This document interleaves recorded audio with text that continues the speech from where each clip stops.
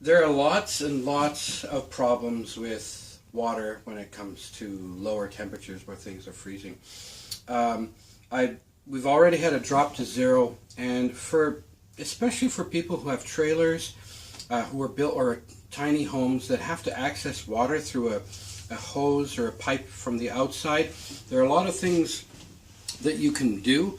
You can cover it with shielding. You can wrap it with something. But I've employed a system that really works well with a few valves. One of the reasons why I always get excited when I'm scavenging for bits and parts and pieces, you've probably seen a little video where I had taken a lot of the PEX lines out of a trailer that I was stripping.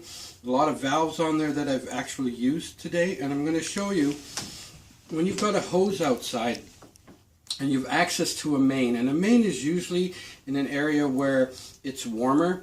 I'm going to show you what we do. Just to,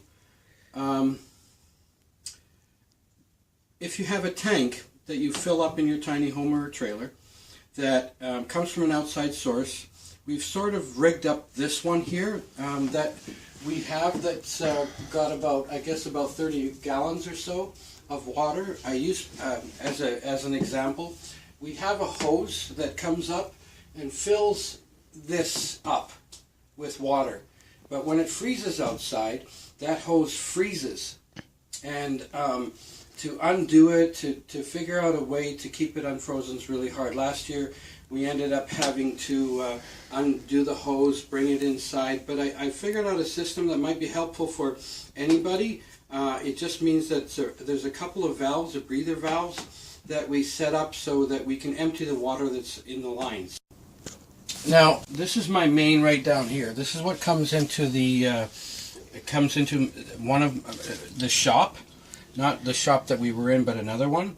And this water goes through here, and I have a shut-off valve I put in here, thanks to my good friend Bruce for giving that to me, and it shuts the water on and off. Okay, right now, this is on, and I don't know which one is off. I think this is on. I think this is off. Okay. Anyway, let's say I filled up my water tank in my trailer or my tiny home, and then I come in here and I shut the water off. Okay, now we're going to go to where the water comes outside. Okay, where the hose comes out of the shop, this is open. So it's open all the way. And this is one of the valves that I took from one of the trailers that I stripped. So what I'm going to do is I'm going to open this, and you can see it. What it does is there's some air coming in through here now. Now I'm going to go to where for you, or where the water is going to be coming into your trailer or your tiny home. Okay, so this is where we've got the water that I showed you that's sitting way up top. There's a valve inside that's shut off, and there's a valve here. What I'm going to do is open it, and what it does is all the water that's in the line will start draining out. Okay, so that both valves are open. If you just have one valve, it's not going to work because it creates a vacuum in the line. This way, the water that's in the line will drain out, and it's a good idea to, have gravity work for you. I don't have gravity working for me at the moment, but it empties the line out. I know this might be strange, but if you're not sure that water has not fully left your lines, open the valve on that one side, and when you open this valve, I should have made it a longer piece, just blow into the line.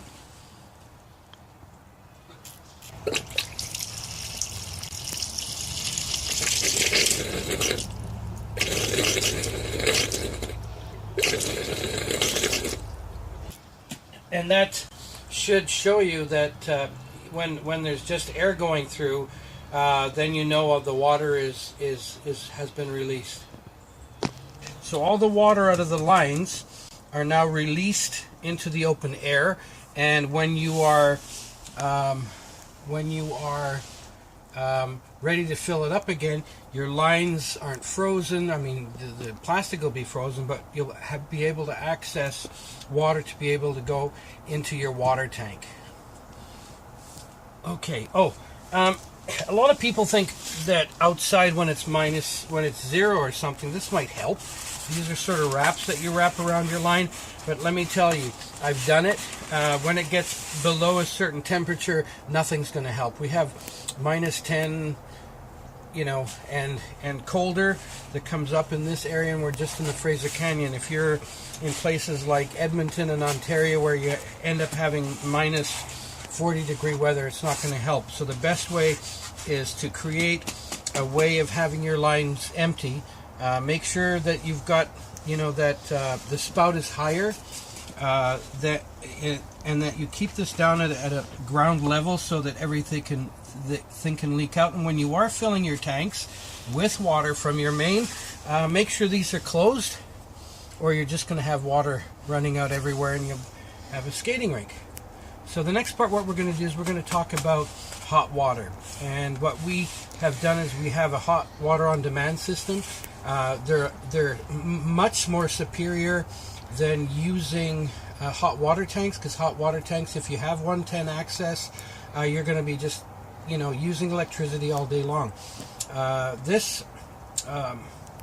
The hot water on demand that I got is an L10. We got it from a company called EccoTemp. It's a great company. I like their products so much, I'm going to see if I can become a distributor here in Western Canada. It's an excellent product. I have my propane outside, and I've got it running inside through this hole here, and I'm just going to show you why I'm so happy with the L10. We've had this for a while. It was awesome. They gave us a great deal on this. It's usually these are usually approximately about $500 for the L10. There's also an L5.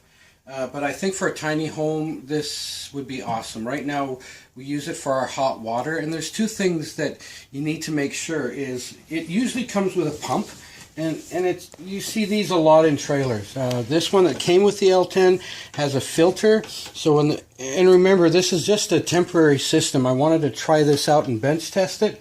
So it's got bits and pieces of polybutylene to regular hose, and it goes into a filter system here where it can make sure chunks don't go into a pump, and it's the cold water comes into here, and then I made it directly go into the hot water. Now there's a couple of mistakes that, because I'm so cheap, that you shouldn't make.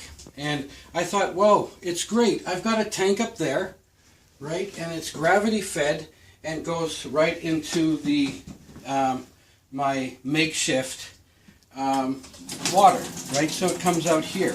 So I thought, well, I'm just going to directly run that into here, and then I'll pump a water line into the pump when I need hot water, which works, except for one thing. I'm going to turn this on right now.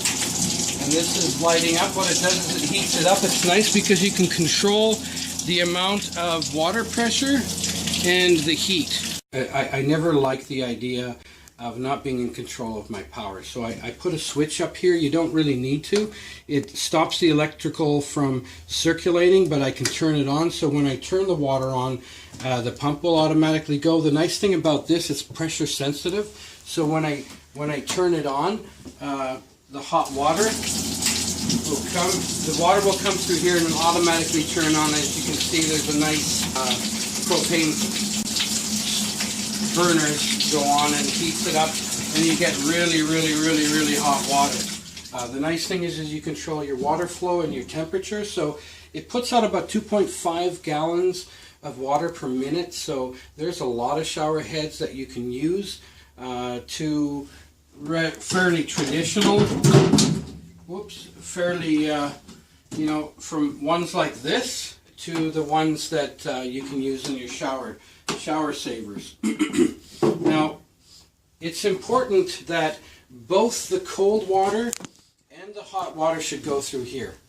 Okay, when I turn this on, because it creates so much pressure, it's a good thing not to have your cold water coming from up there into here. It should both go through your motor, because what I found is when I turn the cold water on to mix it with the hot water, because of the pressure of the motor will pressurize the hot water, and I was wondering, I was losing pressure, and what happened when I turned the cold water on, it started pressurizing and filling this with hot water. So it's a good idea when you're building a tiny home, unless you've got a separate pressurized system that deals with your cold water, is both should be running through your motor, or else you're going to end up pressurizing and taking your hot water and putting it into your tank. I hope that made sense. Anyway, the L10 EccoTemp, and most awesome, quick. It goes on 2D batteries, lasts a long time. It's an amazing piece of equipment. And honestly, I've tried Coleman, I've tried a few other systems, and visited a few people that had other systems, and this one really, for me, for a tiny home, rocks. So this is what I would recommend. Yeah, I know this is all makeshift. I just wanted to bench test this thing, but I had to set everything up to make it work. So that's everything concerning freezing temperatures and what to do when you have to use a hose to fill up your water, and the L10 EccoTemp. Thank you.